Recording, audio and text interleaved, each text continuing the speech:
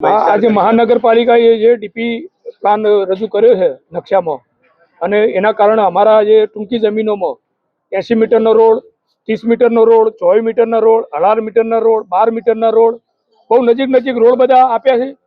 બિલકુલ 2 થી 5 વીઘા જમીન 90% લોકો ધરાવે ખેડૂતો, લગભગ 200 ઉપર પરિવારોને આનો અસર થવાની છે. અને ઘણા બધા ખેડૂતોના બોર 80 મીટરના રોડની અંદર આવે છે.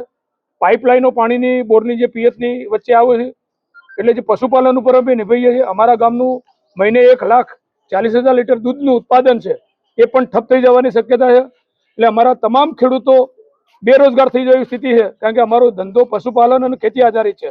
10% લોકો જ કદાચ આર્થિક રીતે બજારમાં સક્ષમતા ધરાવતા હશે, તો બાકીના લોકો બેરોજગાર થશે, તો એના કારણે અરાજકતા પણ ફેલાશે.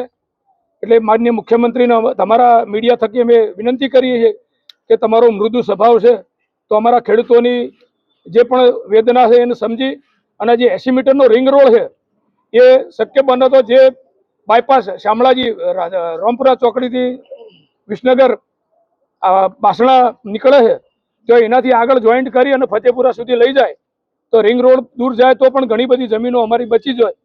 અને અમને જે વળતર નથી મળવાનું અને 40% જે કપાત છે, તો હવે અમારે 4 વીઘા જમીન હોય, 40% કપાત થાય તો અમારે ભેંસો કેવો બાંધવી, ઘાસચારો કેવો ઉગાડવો, અમારે રહેવું કેવું, તો આ બધા પ્રશ્નો અમારા છે.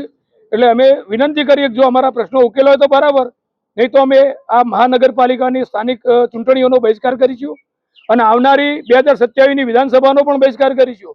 અને નહીં ન્યાય મળે તો 2029 સુધી લડવાની અમારી તૈયારી છે. અને બધા 25 ગામ જે નવા જોડાણા છે એ બધા ગામોમાં અમે સંપર્કમાં છીએ અને બધા લોકો ધીરે ધીરે આ આંદોલનમાં જોડાવાના છે. અને ભવિષ્યમાં આ આંદોલન ઉગ્ર બને અને સરકારને પછી એ વખતે મુશ્કેલી ઊભી ના થાય, એટલા માટે અમે વિનંતી કરીએ કે અત્યારથી જ તમે આ જે અધિકારીઓએ અણઘડ ઓફિસમાં બેઠા રોડ ચિતર્યા છે, તો એમાં સુધારો થાય, ખેડૂતોને વિશ્વાસમાં લઈ અને ફરીવાર એનું ગોઠવણ થાય એવી અમારી નમ્ર વિનંતી છે સરકારના અધિકારીઓને, સરકારને.